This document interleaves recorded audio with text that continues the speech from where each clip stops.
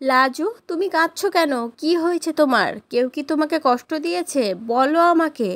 এমনটাই বলতে থাকে অনুভব লাজুকে। লাজুর হঠাৎ কি এমন হলো, পুরোটা জানতে ভিডিওতে লাইক দিয়ে চ্যানেলটা সাবস্ক্রাইব করে দেখতে থাকুন। লাজু যখন অনুভবকে সুদেবের বাড়ি গেছে এটা জানাবার জন্য ফোন করে, তখন অনুভব খুব ব্যস্ত থাকার জন্য লাজুর সমস্ত কথাটা শুনতে পায়নি। তারপর অনুভব যখন বাড়ি চলে আসে তখন লাজুর কথা খুব মনে পড়তে থাকে। তারপরে তার মনে হয়, ও হো, লাজু তো ফোন করেছিল, আমার তো ওর কথাটাই শোনা হয়নি। তারপরেই লাজুকে অনুভব ফোন করে, কিন্তু লাজুর ফোন সুইচ অফ পায়। তারপরে অনুভব ভাবতে থাকে, আমি লাজুকে ফোন করে সম্বর্ধনার একটা ছবি চাইবো, খুব কি খারাপ দেখাবে? আরে আমি তো লাজুর ছবি চাইছি না, আমি ওখানের সমস্তটার ছবি চাইছি। লাজু কেন খারাপ ভাববে? আমি বরঞ্চ চাই একটা ছবি। তারপর অনুভব লাজুকে একটা মেসেজ করে রাখে, ভাবে মেসেজটা দেখুক, আমি রাত্রে না হয় ফোন করে নেবো, বা ও মেসেজটা দেখলে যদি ফোন করে তাহলে কথা বলা হয়ে যাবে। কিন্তু অনুভব মেসেজ পাঠানোর পরেও রাতের দিকেও লাজু কোনো রিপ্লাই করেনি। তখন অনুভব ভাবতে থাকে, কি ব্যাপার, এতক্ষণ হয়ে গেল একটা রিপ্লাই পর্যন্ত করলো না, কি এমন করছে?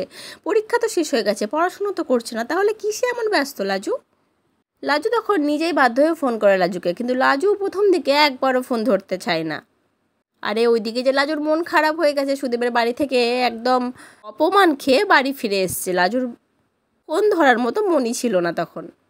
তারপর অনুভব আবার একবার ফোন করলে লাজু তখন বাধ্য হয়ে ফোনটা ধরে।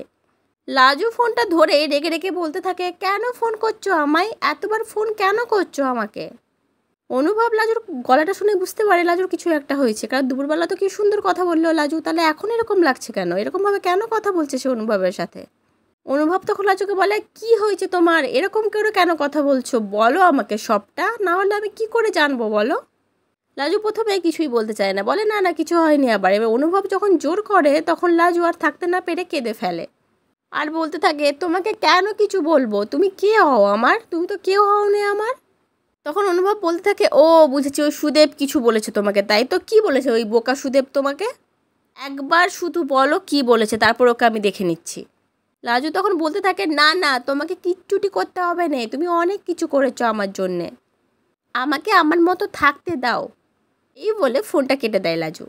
অনুভব তখন ভাবতে থাকে, নিশ্চয়ই ওই সুদেব ছোড়াটা কিছু বলেছে, না হলে তো লাজু এরকম করেই না আমার সাথে। আমাকে কালকে একবার লাজুর কাছে যেতে হবে, সবটা জানতে হবে, সে কেন এত কান্নাকাটি করছে, তার কেন এত মন খারাপ, আমাকে জানতে হবে। আর ওই সুদেবেরও একটা ব্যবস্থা করব আমি। ও বন্ধুরা, এবার দেখার পালা অনুভব লাজুর কাছে এসে কি কথা বলে আর সুদেবের কি ব্যবস্থা করে। পরবর্তীটা কেমন লাগলো অবশ্যই কমেন্ট করে জানাবেন। পরবর্তী আপনি নিয়ে তাড়াতাড়ি আসি, সঙ্গে থাকবেন, সাথে থাকবেন, চ্যানেলটা সাবস্ক্রাইব করে দেবেন। ধন্যবাদ।